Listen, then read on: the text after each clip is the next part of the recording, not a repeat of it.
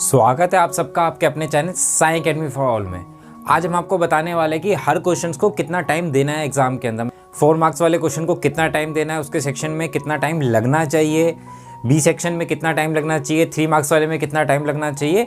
तो आज हम वो पूरा डिटेल में बात करेंगे ताकि आपका पेपर टाइम से पहले ख़त्म हो जाए और अच्छे से रिवाइज कर पाए कि कोई क्वेश्चन छूट तो नहीं गया है, और अगर कोई पहला क्वेश्चन छोड़ा है तो उसको टाइम भी मिलना चाहिए कंप्लीट करने का।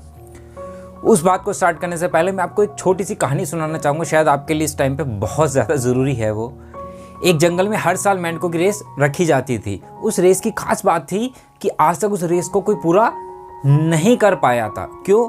क्योंकि वो रेस ये थी कि पहाड़ी की एक चोटी पे सारे मेंढकों को चढ़ना होता था, और जो मेंढक उस चोटी पे चढ़ जाएगा वो विजेता घोषित कर दिया जाएगा। लेकिन उस पहाड़ी पे आज तक कोई नहीं पहुंच पाया था मेंढक, और हर साल की तरह इस साल भी रेस को रखा गया और 10 मेंढकों ने उसमें अपना नाम लिखवाया। और जैसे ही रेस स्टार्ट होने लगी सब लोगों ने बोला, अरे बेवकूफ़ो, आज तक इस रेस को कोई कंप्लीट नहीं कर पाया है, तुम कैसे कर पाओगे। लेकिन वो उन्होंने फिर भी रेस में पार्टिसिपेट किया। जैसे ही रेस स्टार्ट हुई लोगों ने नीचे से चिल्लाना स्टार्ट कर दिया, अबे नहीं चढ़ पाओगे, नहीं चढ़ पाओगे, आज तक कोई नहीं चढ़ पाया, तुम कैसे चढ़ पाओगे। लेकिन उन्होंने उनकी बात नहीं सुनी और वो चढ़ने लग गए। जैसे ही थोड़े से ऊपर मेंढक चढ़े लोगों ने और तेज बोलना चालू कर दिया, अबे नहीं चढ़ पाओगे, नहीं चढ़ पाओगे, वापिस आ जाओ। ये सुन एक मेंढक बोला, ये इतने सारे मेंढक बोल रहे हैं कि नहीं चढ़ पाओगे तो शायद नहीं चढ़ पाएंगे, बहुत ऊंची पहाड़ी है। वो ये सुन के नीचे आ गया। लोगों ने जब देखा कि वो नीचे आ रहा है, उनकी बात मान ली है, लोगों ने और तेज चिल्लाना स्टार्ट कर दिया, अबे नहीं चढ़ पाओगे, नहीं चढ़ पाओगे, वापिस आ जाओ। ये सुन दूसरा मेंढक भी वापिस आ गया, अरे यार एक चला गया, चल मैं क्यों मेहनत कर रहा हूँ, मैं भी वापिस चलता हूँ। लोगों में और जोश आ गया, उन्होंने और तेज बोलना स्टार्ट कर दिया, अबे नहीं चढ़ पाओगे, नहीं चढ़ पाओगे। ये सुन बाकी सारे मेंढक भी वापस आने लगे, लेकिन एक मेंढक था जो वापस नहीं आया और वो चढ़ता रहा पहाड़ी को। लेकिन लोग नीचे से बहुत तेज बोलते रहे, अबे वापस आ जा, सारे वापस आ गए, तू कहाँ जा रहा है। लेकिन उस मेंढक ने वो रेस को कंप्लीट कर लिया, वो उस पहाड़ी की चोटी पे पहुंच गया और जीत गया रेस को। और जब वो वापस आया तो सारे मेंढकों ने उससे पूछा, अबे तू ये रेस जीत कैसे गया, तू इतनी ऊंची पहाड़ी पे कैसे चढ़ गया।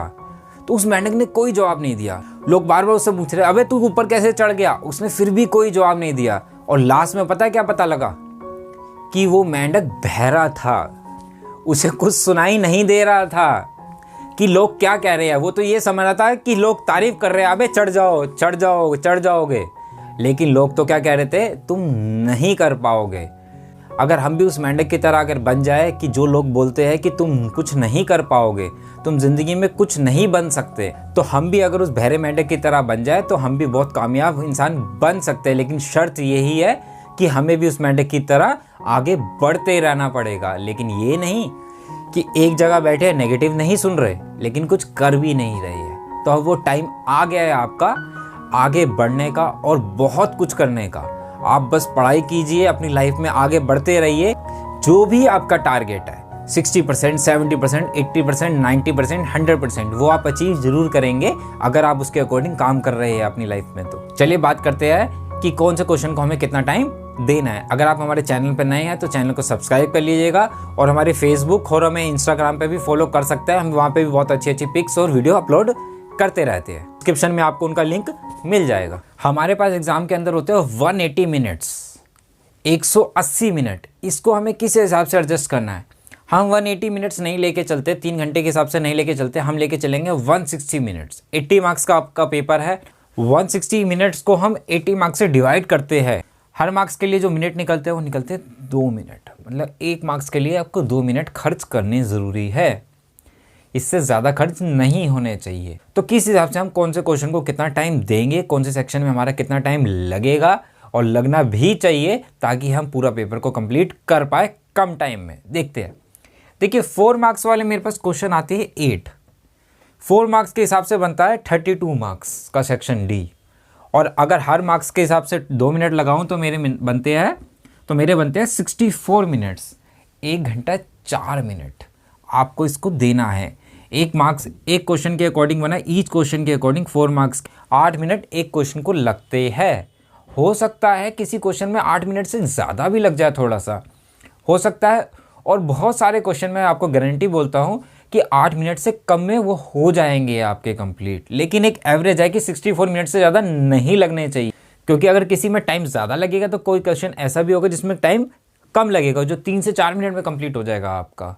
और टाइम लेने वाले कौन से होंगे, जैसे स्टैट्स का हो गया, मीन मीडियन मोड निकालो, इसमें टाइम थोड़ा ज़्यादा लग सकता है। चैप्टर 4 का कोई क्वेश्चन आगे बढ़ पा, उसमें टाइम कम लग सकता है अगर आपको आती है तो। बहुत सारे क्वेश्चन, चैप्टर नंबर 9 अगर कोई इजी क्वेश्चन आ गया तो 8 मिनट नहीं लगेंगे, थोड़ा टिपिकल भी आ गया तो नहीं लगेंगे 8 मिनट, उसमें जल्दी हो जाएगा वो क्वेश्चन। तो ऐसे बहुत सारे क्वेश्चन हैं जिसमें टाइम कम लगेगा, और कुछ क्वेश्चन गिने चुने हैं। कंस्ट्रक्शन का क्वेश्चन आता है, उसमें 8 मिनट से ज़्यादा लग सकता है किसी को। वैसे 8 मिनट बहुत होते हैं, लेकिन थोड़ा बहुत एडजस्ट हो जाता है। मतलब कि हर 4 मार्क्स के क्वेश्चन में आपको 8 मिनट देने, और सेक्शन डी में 64 मिनट से ज़्यादा नहीं लगना चाहिए आपका, 1-2 मिनट ऊपर नीचे हो सकता है। अब आते हैं 3 मार्क्स वाले पे। 3 मार्क्स वाले 10 क्वेश्चन आते हैं, और 3 मार्क्स के अकॉर्डिंग बना 30 मार्क्स का सेक्शन। और हर मार्क्स में कितने मिनट लगाने हैं हमें, 2 मिनट। तो टोटल मिनट कितने बने, 60 मिनट। तो सी सेक्शन में कितने मिनट लगाने हैं, 60, मतलब 1 आवर। मतलब हर एक क्वेश्चन में 3 मार्क्स के 2 मिनट के हिसाब से लगने चाहिए 6 मिनट। 6 मिनट्स बहुत ज़्यादा मिनट्स होते हैं एक क्वेश्चन को करने के 3 मार्क्स में, इसलिए मैं मैक्सिमम लेके चल रहा हूँ, मिनिमम नहीं लेके चल रहा हूँ। हो सकता है किसी में थोड़ा सा टाइम ज़्यादा लग जाए, हो सकता है बहुत ज़्यादा क्वेश्चन में इससे कम टाइम लगे आपका, तो इसलिए हम मैक्सिमम लेके चल रहे हैं, मिनिमम नहीं लेके चल रहे हैं।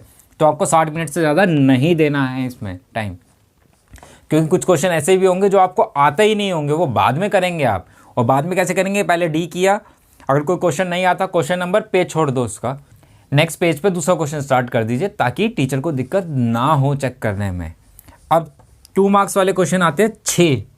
2 मार्क्स के अकॉर्डिंग बना 12 मार्क्स का सेक्शन, और 2 मिनट के हिसाब से बना 24 मिनट्स। मतलब हर एक क्वेश्चन में 2 मार्क्स वाले में हमें लग रहा है 4 मिनट।